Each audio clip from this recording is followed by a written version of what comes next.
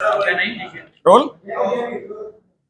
રાજ્યના નાણામંત્રી શ્રી કનુભાઈ દેસાઈની પૂરક માગણીઓના સંદર્ભમાં પ્રતિપક્ષના નેતાબેન ગેનીબેન ઠાકરે જે પ્રકારના પ્રશ્નો ઉઠાવ્યા છે, હું એમ માનું છું કે ગેનીબેનને કદાચ યશસ્વી મુખ્યમંત્રી શ્રી ભૂપેન્દ્રભાઈ પટેલની કાર્યશૈલીનો ઓછો પરિચય હોય એવું દેખાય છે. હમણાં જ જે પ્રકારે રાજ્યના મુખ્યમંત્રી એક નીતિ વિષયક નિર્ણય લીધો છે, રાજ્યની અંદર તમામ વિધાનસભા ક્ષેત્ર, તાલુકા ક્ષેત્રની અંદર 7 વર્ષ પહેલા કાર્પેટ થયેલા રસ્તાઓને, એટલે કે 7 વર્ષ જૂના રસ્તાઓને રીકાર્પેટિંગ માટેની મંજૂરીઓ આપી છે અને એક વિધાનસભા ક્ષેત્રની અંદર લગભગ 20 કરોડથી 40 કરોડના નવા જોબ નંબરો આપવાનું કામ એક સાથે આખા રાજ્યની અંદર માનનીય મુખ્યમંત્રીશ્રીએ કર્યું છે.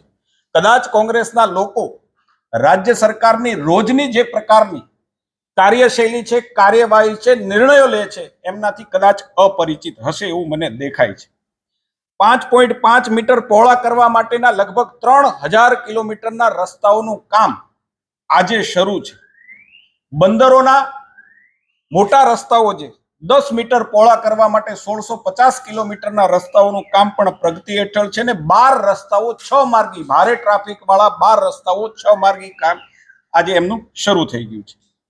જ્યાં સુધી ગરીબો લોકોને ગેસના બાટલાની વાત છે, ત્યાં સુધી એક કુટુંબ 4 લોકોનું કુટુંબ હોય તો અંદાજે 4 કે 5 સિલિન્ડરોની જરૂર પડતી હોય છે ને રાજ્યની સરકાર અને કેન્દ્રની સરકારની માનવીય અભિગમને કારણે 2 સિલિન્ડર વર્ષ દરમિયાન 5 સિલિન્ડરની જરૂર હોય તો 5 માંથી 2 સિલિન્ડર વિના કોસ્ટે, વિના કિંમતે, મફતમાં આપવાની યોજના આ રાજ્યની અંદર પણ છે. જ્યાં સુધી શિક્ષણ વિભાગની વાત છે, ત્યાં સુધી ડ્રાસ્ટિક ચેન્જ આ રાજ્યની અંદર શિક્ષણની અંદર આવ્યું છે. રાજ્યના બજેટની અંદર પણ એમનું રિફ્લેક્શન આપણને જોવા મળે છે કે જે પ્રકારનો સૌથી વધારે બજેટનું એલોકેશન શિક્ષણ વિભાગની અંદર છે. જે પ્રકારે 2001ની અંદર ડ્રોપ આઉટ રેશિયો, આપ બધા એનાથી પરિચિત છો કે જે પ્રકારે drop out ratio 37.22% drop out ratio આપણી પાસે વિગતો ચકાસીએ તો હતો. આજે એ ડ્રોપ આઉટ રેશિયો 22-23માં જોઈએ તો માત્ર 2.68% આ ડ્રોપ આઉટ રેશિયો, અને હું એમ માનું છું કે ડ્રોપ આઉટમાં આખા દેશની અંદર ગુજરાતની અંદર સૌથી ઓછામાં ઓછો ડ્રોપ આઉટ રેશિયો છે.